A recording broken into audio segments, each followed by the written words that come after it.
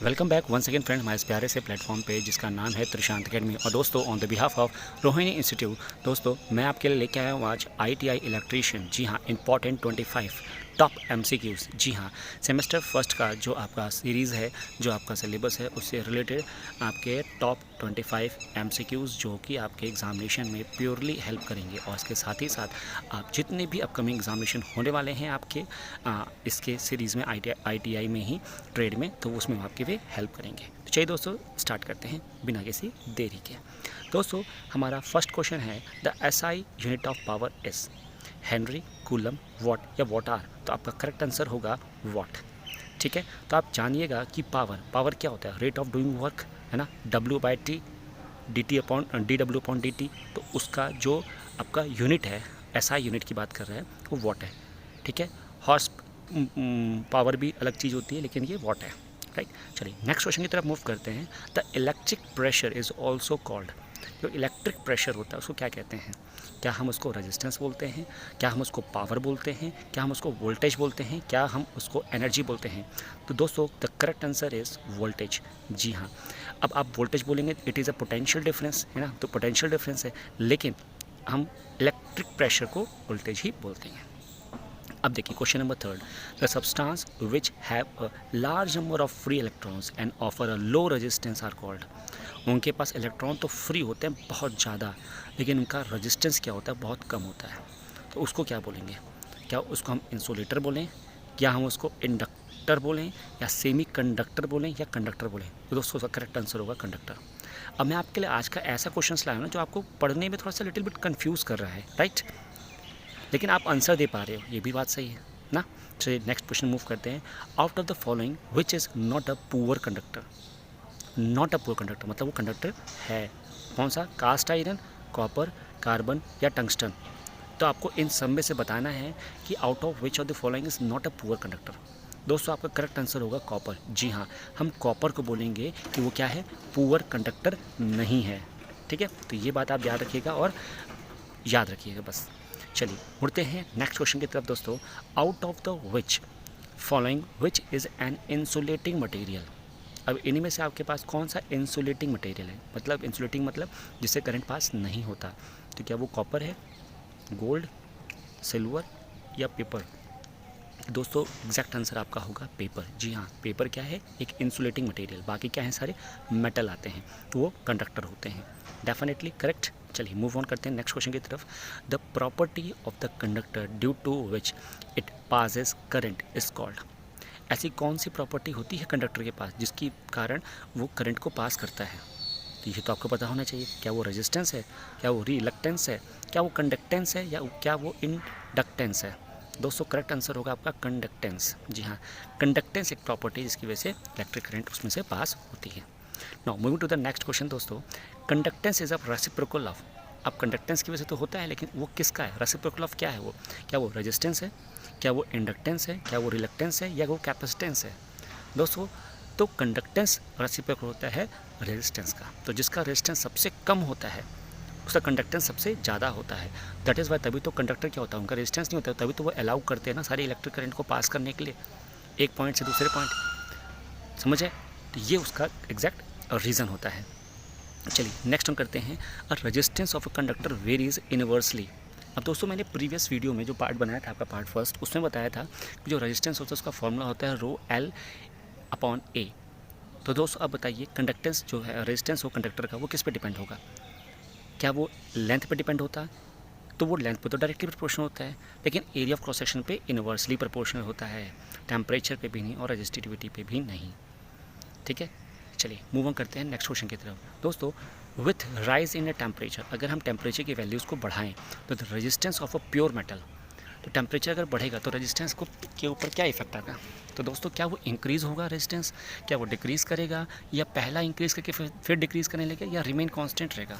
दोस्तों जाहिर सी बात है, अगर हम टेम्परेचर बढ़ाते हैं तो किसी भी चीज़ में कंडक्टेंस बढ़ जाता है, तो वो इंक्रीज़ ही होगा। ठीक, तो इसका करेक्ट आंसर होगा इंक्रीज़। चलिए now moving to the next question दोस्तों। With rise in the temperature, अगर हम टेम्परेचर को बढ़ा रहे हैं, the resistance of the semiconductor क्या होता है? कंडक्टर का तो बढ़ रहा है, सेमी कंडक्टर क्या होगा, क्या वो डिक्रीज़ होगा, क्या वो इंक्रीज़ होगा, क्या वो पहले इंक्रीज़ होकर फिर डिक्रीज़ होगा, या वो रिमेन कांस्टेंट होगा। जो आपके पिछले ऑप्शन थे वही अभी भी हैं। तो बताइए दोस्तों, उसका आंसर होगा डिक्रीज़। जी हाँ, जो आपका सेमी कंडक्टर होगा उसका जो कंडक्टेंस है वो डिक्रीज़ होता है, राइट। चलिए मूव ऑन करते हैं नेक्स्ट क्वेश्चन पे। 3 रेजिस्टेंस ऑफ 10 ओम, 15 ओम और 30 ohm are connected in parallel. Parallel जानते हैं ना, 1/r equal to 1/r equal to 1/r1 plus 1/r2 plus 1/r3। तो ये तीनों को आप लगाएंगे तो आपसे टोटल पूछ रहा है, तीनों का आपको एलसीएम लेना पड़ेगा, जो कि आएगा 30। तो 30 नीचे होगा, यहाँ 3 2 और 1, तो कितना हो गया 4/30 है ना। तो अब आंसर इसका करेक्ट कितना आएगा 5 एग्जैक्ट। याद आ गया, समझ में आया। चलिए देखते हैं 13 question. The instrument which detect electric current in is known as. ऐसा कौन सा इंस्ट्रूमेंट है जो इलेक्ट्रिक सर्किट में इलेक्ट्रिक करंट को डिटेक्ट करता है। क्या उसको हम वोल्टमीटर कहते हैं, क्या हम उसको रियोस्टेट बोलते हैं, क्या हमको वाटमीटर कहते हैं, गैल्वेनोमीटर। तो आंसर होता है गैल्वेनोमीटर। वो डिटेक्ट करता है, मेजर करता है एमीटर, राइट। चलिए, in a circuit a 33 coulomb resistor carries a current of 2 ampere. The voltage across the resistor is। अब वोल्टेज कितना होगा दोस्तों, याद तो V equal to I R, तो I को R से मल्टीप्लाई कर लीजिए। तो क्या वो 66 ही ओम आपका आंसर आ रहा है एग्जैक्टली। तो विदाउट अ फॉर्मूला आप न्यूमेरिकल नहीं कर पाएंगे, तो आपको फॉर्मूला लर्न करना पड़ेगा, राइट। तो चलिए देखते हैं आगे नेक्स्ट क्वेश्चन दोस्तों। A electric bulb draws 300 milliampere when the voltage across it as 240 volt. Resistance of a light bulb is, same formula V equal to I R, तो यहाँ पे R चाहिए तो V by I, this is 240 volt upon 300 milliampere. तो milli ampere है ना दोस्तों, ये माइनस में मतलब होगा नीचे, तो ऊपर जाएगा तो 100 बन जाएगा, ठीक है। तो उसको सॉल्व करेंगे तो आपका एग्जैक्ट आंसर आएगा 800, राइट। तो कन्फ्यूज़ नहीं होना, आप आराम से सॉल्व कीजिए, बस ओम्स लॉ लगा दीजिए, आपका आंसर आराम से आ जाएगा, ठीक है। चलिए नेक्स्ट क्वेश्चन करते हैं। The current velocity through a copper conductor is. अब करंट की जो वेलोसिटी होती है कॉपर कंडक्टर में वो कैसी होती है, the same as the propagation of velocity of electric energy. क्या वो इंडिपेंडेंट होती है करंट के स्ट्रेंथ पे, या of the order of few second, या नियरली 3 × 10⁸ मीटर पर सेकेंड। क्या आंसर होगा दोस्तों, वही होता है of the order of few metre second के हिसाब से, राइट। ये थोड़ा सा कॉम्प्लिकेटेड क्वेश्चन था, लेकिन हाँ अगर आप ध्यान समझेंगे तो आपको इसका आंसर पता चल जाएगा और समझ में भी आ जाएगा। तो चलिए मूव ऑन करते हैं नेक्स्ट क्वेश्चन की तरफ। Which of the following material has nearly 0 temperature coefficient of resistance. तो zero temperature coefficient of resistance किसका ज़्यादा होगा, ठीक है, किसका ज़ीरो होगा, सॉरी, मैग्नाइन का कि प्रोसिलिन का या कार्बन का या कॉपर का। तो दोस्तों एग्जैक्ट आंसर है उसका मैग्नाइन, ठीक है। तो मैग्नाइन का 0 टेम्परेचर कोएफिशिएंट ऑफ रेजिस्टेंस होता है, ठीक है, याद रखिएगा। Now coming to the next question.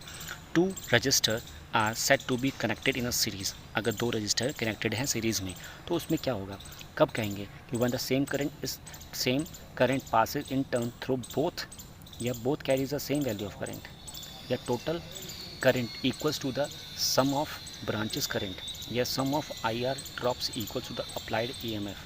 क्या होगा, तो वो दोस्तों इसका आंसर होगा the same current passes in turns both through both. तो ये इसका करेक्ट आंसर होगा।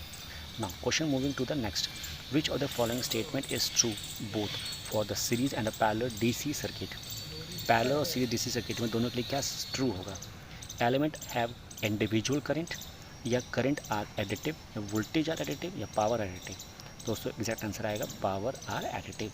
जी हाँ, दोनों की पावर को हम ऐड कर सकते हैं, अगर वो DC सर्किट हो, पैरेलल हो या सीरीज़ हो, है पावर एडिटिव ही होता है। Now moving to the next question. Which of the following statement is true for both the series and parallel DC circuit. देखिए ध्यान से, element have a individual current, क्या दोनों में इंडिविजुअल करंट होगा, या दोनों में करंट आर एडिटिव होगा, या वोल्टेज आर एडिटिव होगा, या पावर आर एडिटिव होगा। तो दोस्तों इसका करेक्ट आंसर होगा कि पावर आर एडिटिव। जी हाँ, जब हम बात करते हैं पैरेलल DC सर्किट की दोस्तों, उसमें क्या होता है, पावर क्या होती है, एडिटिव ही होती है। एग्जैक्टली समझ आया। चलिए मूव ऑन करते हैं नेक्स्ट क्वेश्चन के दोस्तों। विच of the following material has a negative temperature coefficient of the resistance. अब नेगेटिव, अभी तो ज़ीरो बात कर रहे थे, अब हम नेगेटिव बात कर रहे हैं। तो कॉपर, एल्युमिनियम, कार्बन और ब्रास, किसका नेगेटिव कोएफिशिएंट होता है रेजिस्टेंस का? दोस्तों इसका एग्जैक्ट आंसर होगा कार्बन। जी हाँ, कार्बन एक ऐसा एलिमेंट है जिसका जो टेम्परेचर कोएफिशिएंट होता है रेजिस्टेंस करने का, वो एकदम ही नेगेटिव होता है, राइट। तो आपको याद होना चाहिए। अभी आपने ज़ीरो की बात की तो मैग्नेलाइन आया था, अभी आप नेगेटिव की बात करो तो कार्बन आया है, राइट। चलिए मूव ऑन करते हैं नेक्स्ट क्वेश्चन और the last question, that is Ohm's law is not applicable to, किसमें? या वो वैक्यूम ट्यूब्स में, या वो कार्बन के रजिस्टर में, या हाई वोल्टेज सर्किट में, या circuit with the low current densities में? तो इसका दोस्तों करेक्ट आंसर है कार्बन वैक्यूम ट्यूब्स में। जी हाँ, वैक्यूम ट्यूब्स जो होती हैं वहाँ पे ओम्स लॉ एप्लीकेबल नहीं होता है। दोस्तों ओम्स लॉ आप देख रहे हैं, न्यूमेरिकल भी आ रहा है, स्टेटमेंट भी आ रहा है, वो इन्वर्सली पूछ रहा है, तो ओम्स लॉ बहुत ज़्यादा इंपॉर्टेंट है। ठीक है दोस्तों, ये था आपका लास्ट क्वेश्चन। तो यहाँ पे मुझे दीजिए इजाज़त, और मैं कहूँगा आपको थैंक्स फॉर वॉचिंग। और जाते जाते मैं आपसे एक प्रॉमिस करना चाहता हूँ कि आप भी मेरे से एक प्रॉमिस कीजिए कि प्लीज़ इस चैनल को सब्सक्राइब ज़रूर करें, ताकि आपको हर रोज़ ऐसे ही अपडेटेड वीडियोज़ की नोटिफिकेशन मिलती रहे। साथ ही साथ अगर आपको मेरा ये वीडियो अच्छा लगा तो प्लीज़ दोस्तों एक लाइक ज़रूर दीजिए, ठीक, क्योंकि आपके लाइक से मैं और मोटिवेटेड होऊंगा और आपके लिए और तगड़े क्वेश्चंस लेके आऊँगा। और ये सीरीज़ अभी चलती जाएगी, ये पार्ट 2 है, आपके सामने कई सारे पार्ट्स आएंगे और नंबर ऑफ़ पार्ट्स आने वाले हैं जिसमें आप बहुत सारे इंपॉर्टेंट क्वेश्चंस देखने वाले हैं। तो बाय बाय, टेक केयर।